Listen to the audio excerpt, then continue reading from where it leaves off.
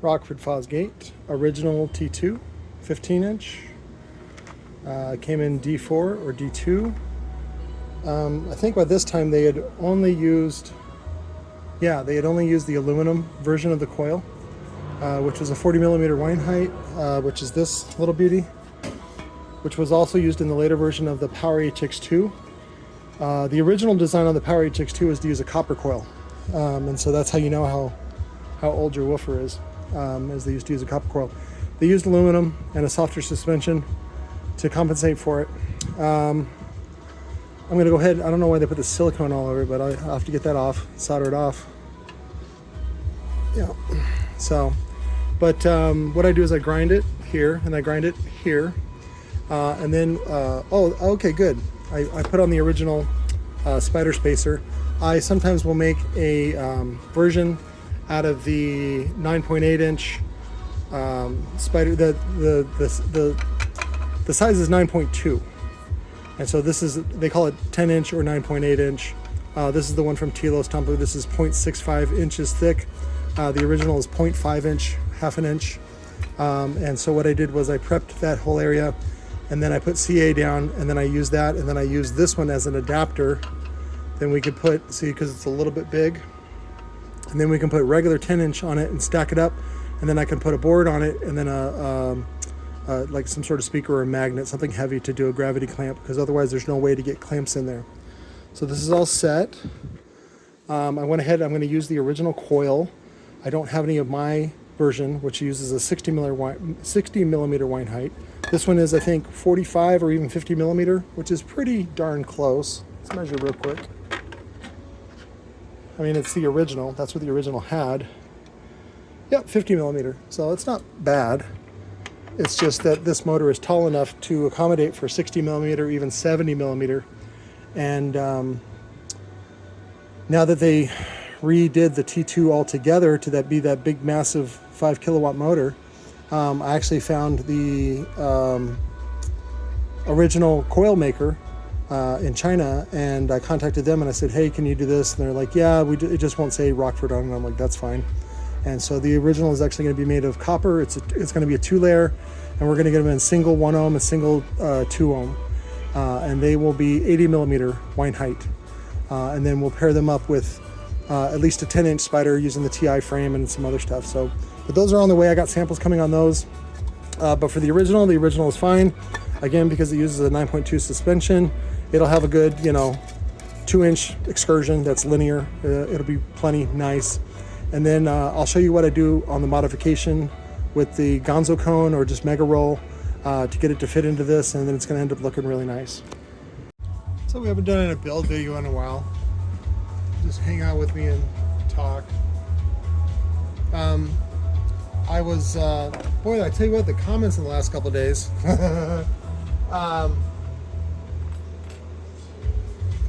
they've been quite interesting, I should say the least.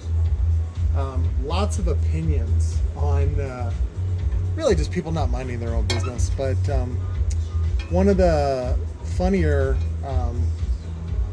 misconceptions is that I asked for people's input on that problem with what's his name, Ray the kid, for lack of a better word, the kid. Right there. Ray the abuser.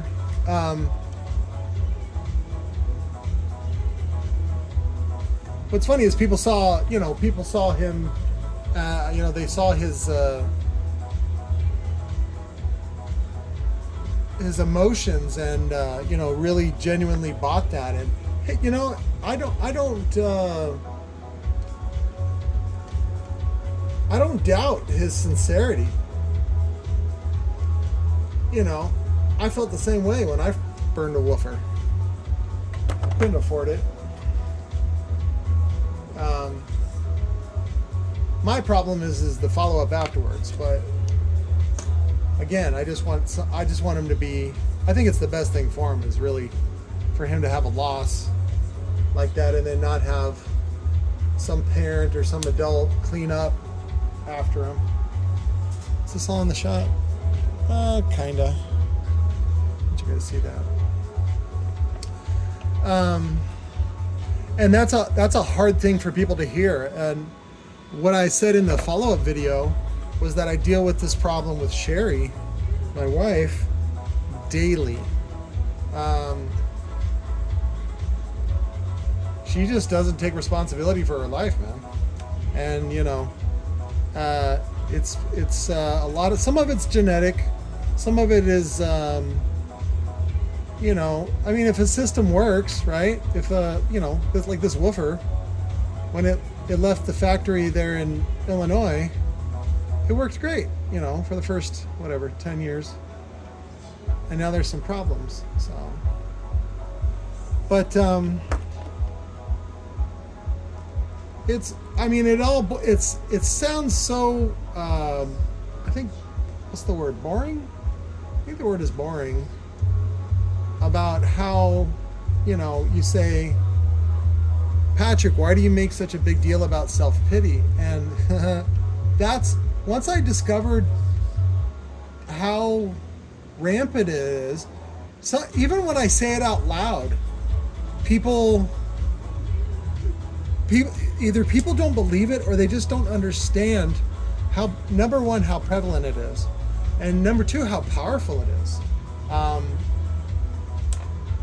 Sherry's little sister, or sorry, baby sister, not her kid sister, but her baby sister, figured this out a long time ago, you know, because she was the baby anyway, so she's getting all the attention, and you know, she doesn't get disciplined for the shit that, you know, the other girls got disciplined for. And but yeah, whenever you feel sorry for yourself and just sort of, you know, puppy dog face, puppy dog eyes, especially for a woman, or I should say a girl or a female young woman, it's very powerful, and it gets you a lot of what you want.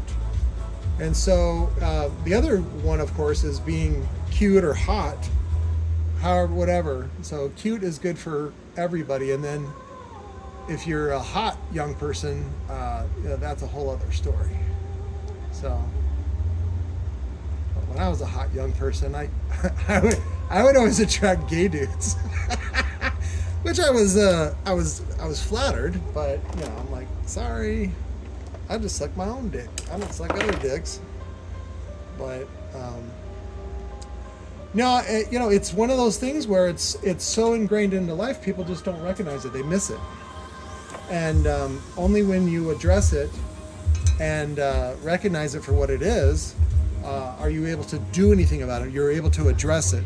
And so that's one of the reasons why I talk about that so often. Alcoholism, drug abuse, all that stuff it all goes back to self-pity. It has really very, very little to do with drugs, because it doesn't matter what the drug is. Just because you detox someone doesn't mean they're not still toxic, that they're still not thinking toxic things, and they have toxic relationships, and they have, you know, everything is toxic, and they you know, it's all just like a fish in water. They can't recognize what is toxic, because they've never seen what that looks like. And I was thinking about today, because I had a little bit of a hard afternoon, and I was like, what is the point of even entertainment that shows people in, you know, like, again, my reference is like Leave It to Beaver, where it's, you know, there's two parents, they care about the boys, you know, it's an ideal setting, and then, you know, they put them in situations, because that's a situation comedy, is a show like that. You know, the beaver gets into all kinds of stuff, but even if you make something like that, it's a betrayal. It betrays the viewer, the story listener, the audience, because, you know, if you try to recreate something like that, or your expectations are for something like that in your life, you are going to be disappointed. Ooh, it's still hot. And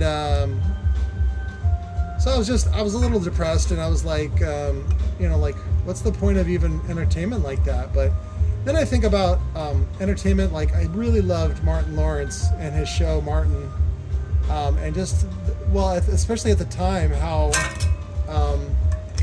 irreverent it was, and all the characters that he would play, and just the kind of it was like sassiness, and then it was like sassiness with a heart, which is basically every Adam Sandler movie. And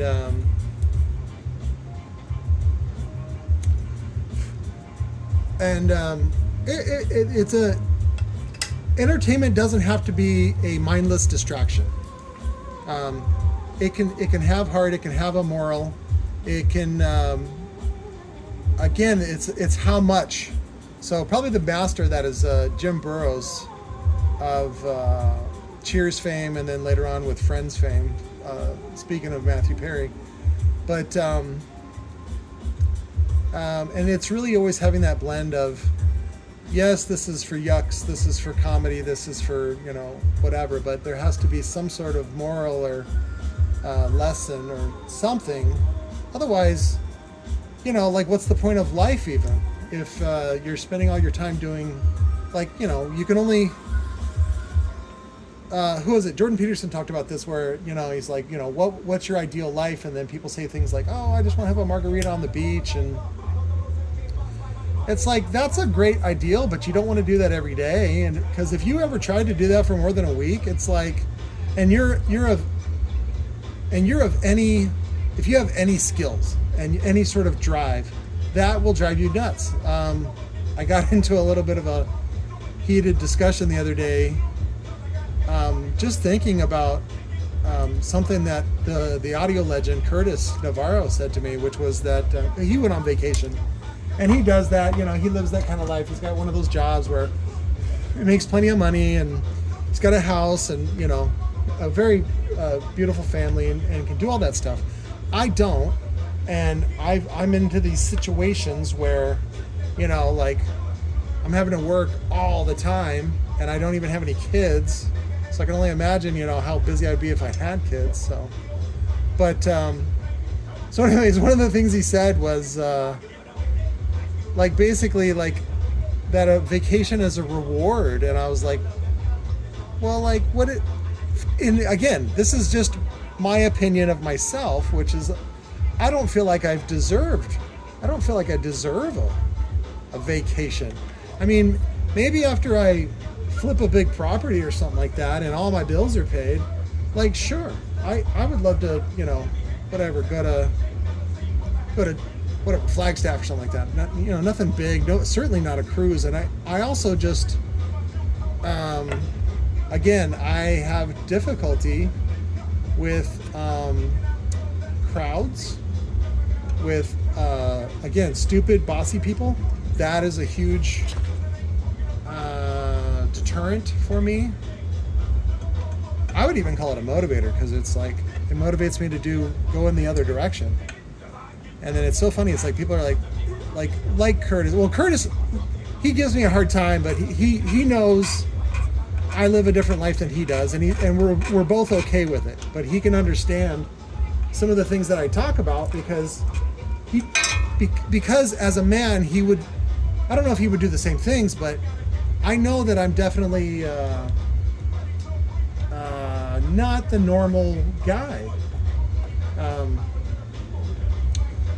Like, whenever I meet a bro, like some guy that, he's got like a high-paying sales job, and he drives like a new lifted truck, and he's got a Corvette, and that guy, and he's like, in his middle or early 50s and shit like that. And what's funny is a lot of those guys look at me, and I dress like a homeless person, and they just kind of want to emasculate me, because they're like, come on, pussy, that sort of thing.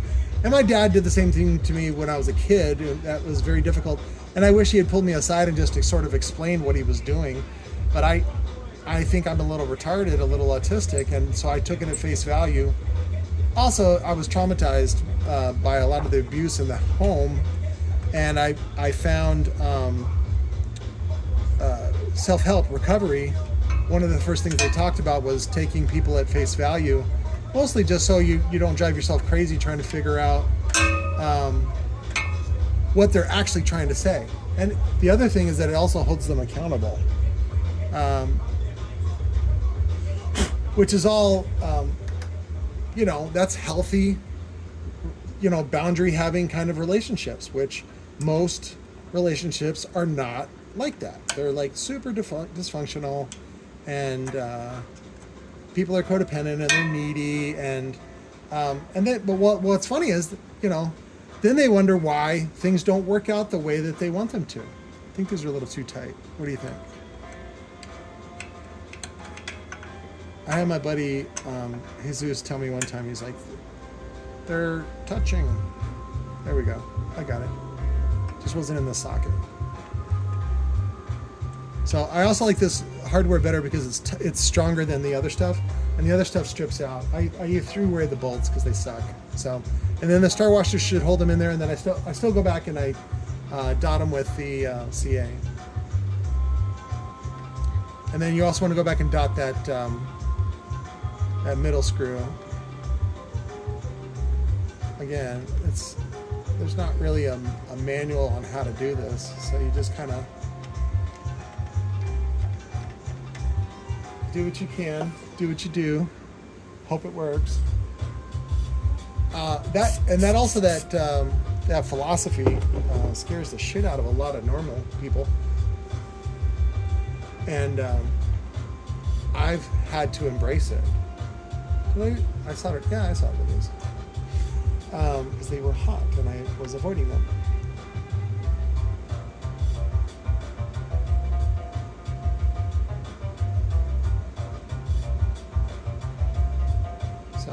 I also, the bigger opening side is what I feed in, so that way the smaller neck size is what pinches down near the terminal. I found out that it just seems to fit better. And then also you want to pull them up a little bit, because when you put the bolt on, you don't want it to be down like that, because sometimes it can grab a piece of that, so you want to have it up. High waters, like your jeans. It's so funny, sometimes I feel like I'm speaking a foreign language when I talk to younger people. They just look at me like, dude, you don't know what you're talking about. I'm like, no. I'm an old person. I know what the fuck I'm talking about. You're just a young person who doesn't know what the fuck I'm talking about. I was here first, shithead. No respect.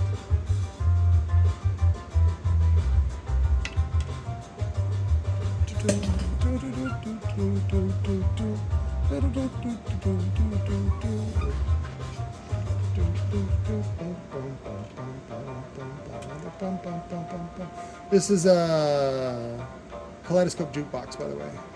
It's got like really great music. I found him on eMusic. I probably heard one of his songs like on Chill on Sirius, which, by the way, I think they're moving. They're not going to be on 53 anymore. I think they're going to be on 55 or 58 or one of those. But I actually preferred to listen to them on the phone because there's more channels on the phone through the app. So, and lucky for me, I signed up for the lifetime subscription back in 2007. It cost me like $900. Then they tried to screw me out of it. I was like, I gotta file a fucking complaint with the FTC, you fuckers. And they finally were like, okay, this is the last device that you can put it on. I'm like, okay. And then they still took my $75. Fuckers. Yeah, for a couple of years after they sold the lifetime subscription, they basically dumbed down the service, the streaming service. They made it shittier. And then they offered an upgrade. And what they did was, when you upgraded, you basically voided your old contract. That's how they saw it. And I was like, no, I don't see it that way. But if you want me to file a complaint, that's fine. So, but I just bitched enough, and they finally just gave it into it, which is fine. Because now you don't even need the hardware anymore. You just need the app on your phone. There we go. It's also good if you put the drop back here to anchor against the frame. That's another good place to put the drop. So the little dewdrop that you get in the morning. If you get a big white dewdrop in the morning, you got chlamydia. So found that out after dating a skank from the Wendy's. All right, so that's done. Let's do the cone.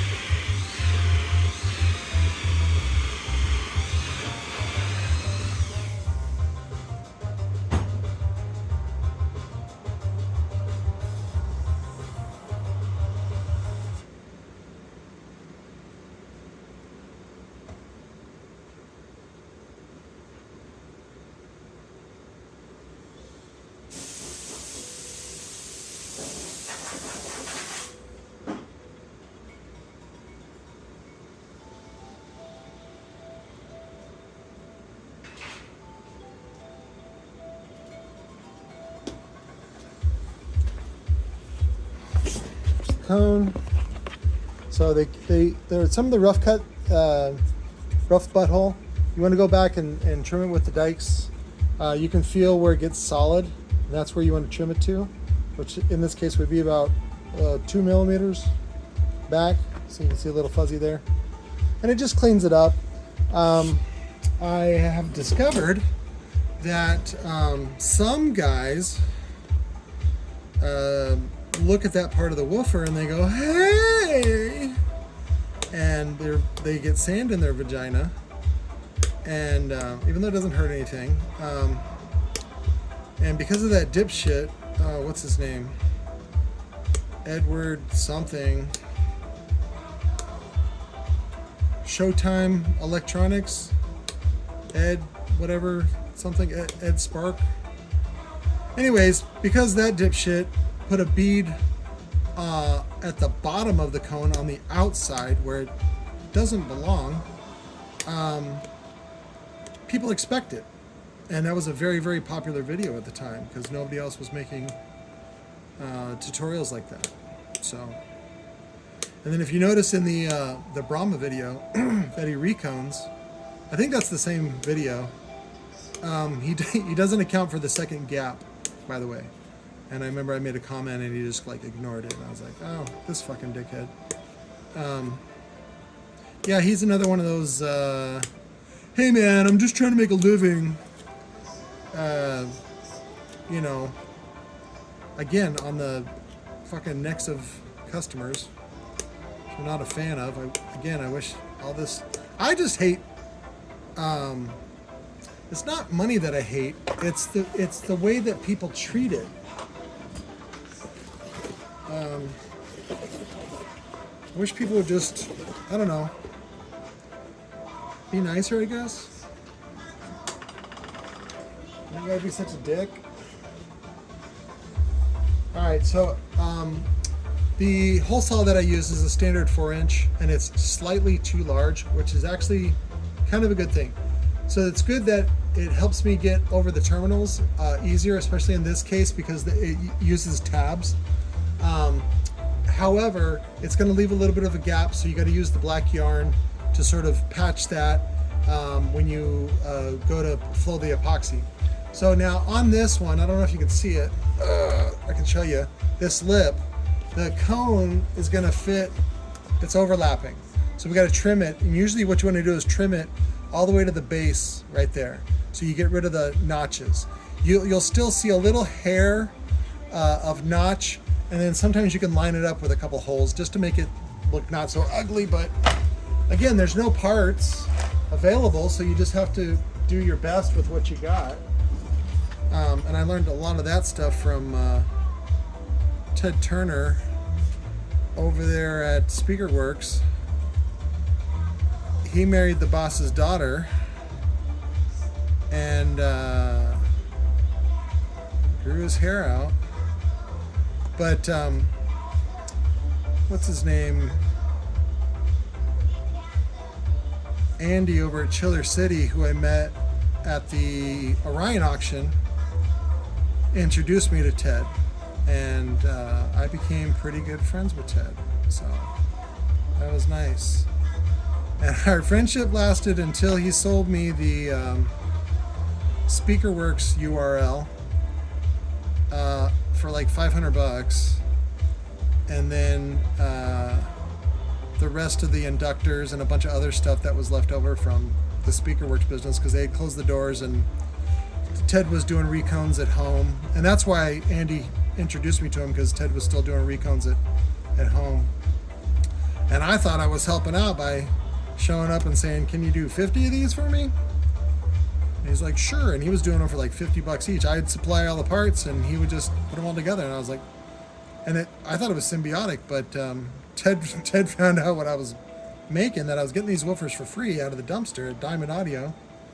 It was the old Mac Daddies, and I think I was reselling them for $200. So, and the parts were like cheap at the time. Gosh, I probably only paid $30 for parts, and then $50 in labor, so that's $80 I got into the thing, and then I'd sell it for $200. And I thought that was pretty reasonable margins, considering at the time you could still get your 50 points. By the way, if you don't know, the standard that used to be and that people still want to have in car audio is to be able to double your money.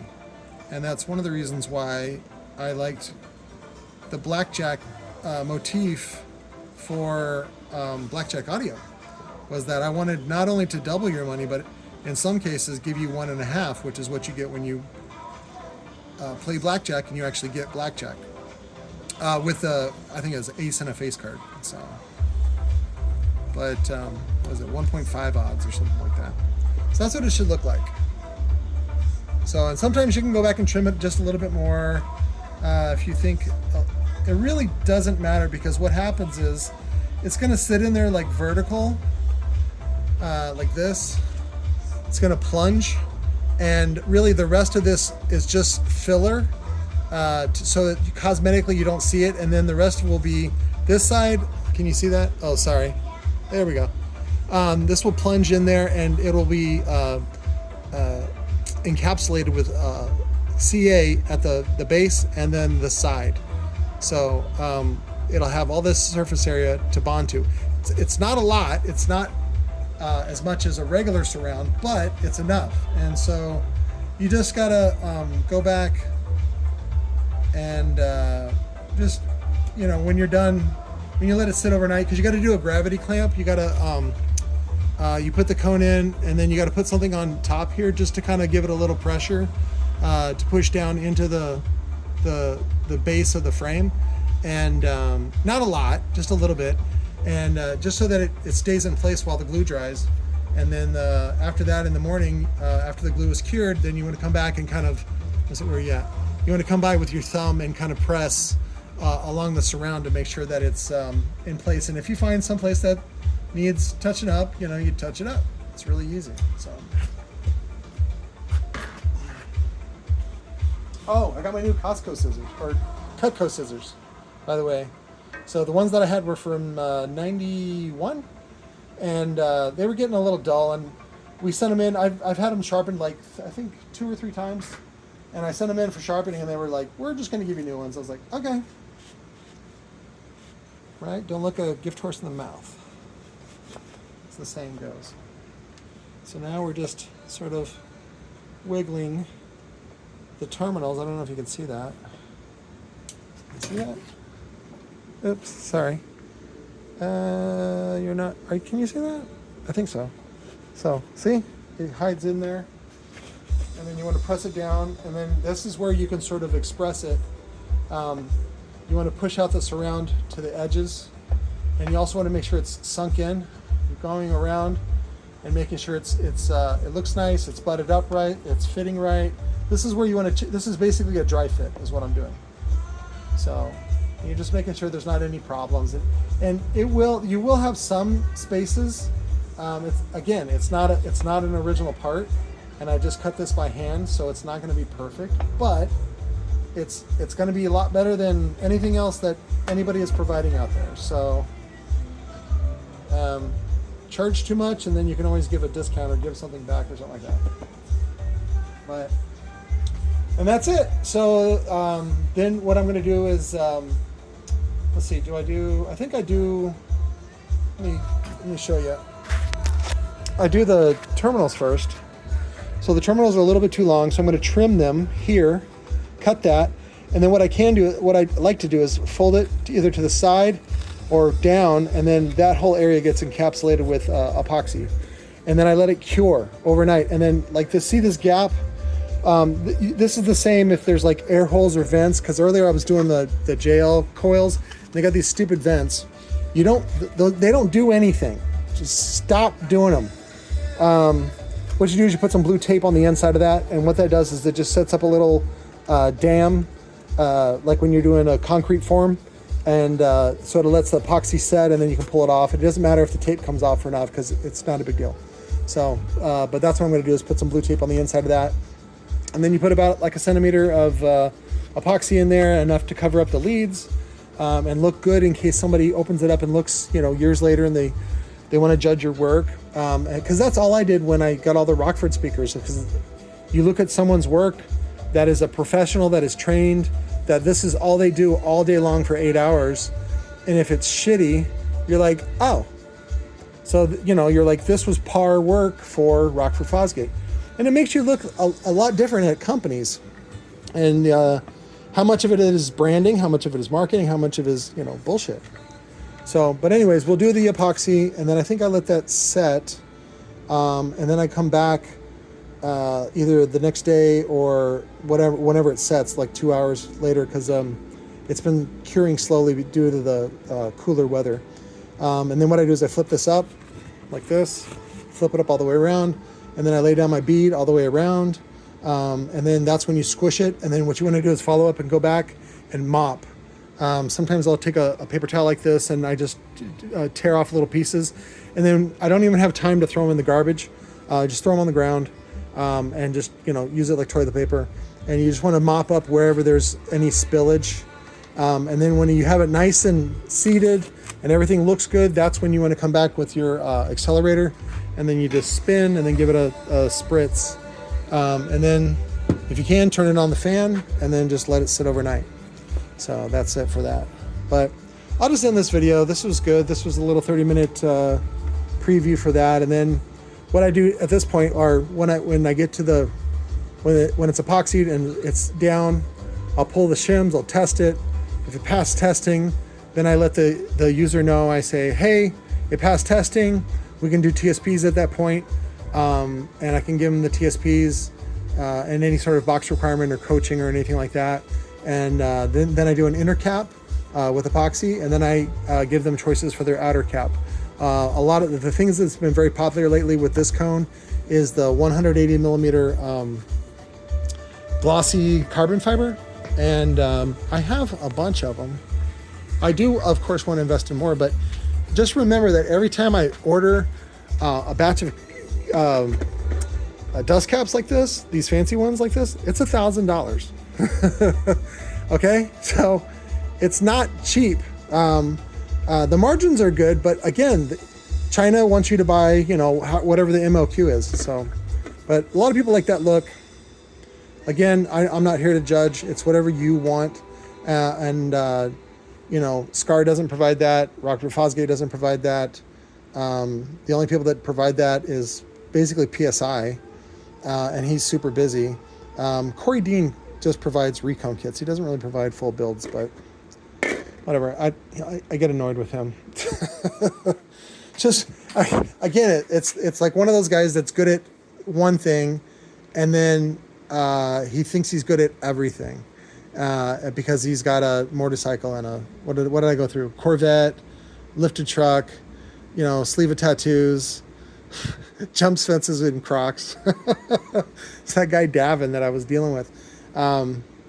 They just, they get overconfident and they forget that they're dealing with a fellow human being, and to be nice and to be kind. And then, maybe not everybody not only can't do the kind of financial wizardry that they feel like they're doing. Some people, like moi, choose not to, right? That's why I wear my black dress every day, my little witch outfit. I don't want to focus on that. I want to focus on other things. So, but anyways, I focus on this because, number one, nobody else is doing this, and certainly not as candidly as I am doing it. And so that makes my place in the market unique for now until other people start doing it. Same thing with the reviews on, was it Recoil? But there's starting to be more people do reviews on Recoil, and I suspect that they're getting free product to do it, which is what I alluded to earlier in one of the earlier videos about not selling Recoil anymore. I feel like I'm being replaced, but I wasn't told, which is fine. I just wish somebody would have talked to me. But anyways, we'll talk more. Thanks, guys.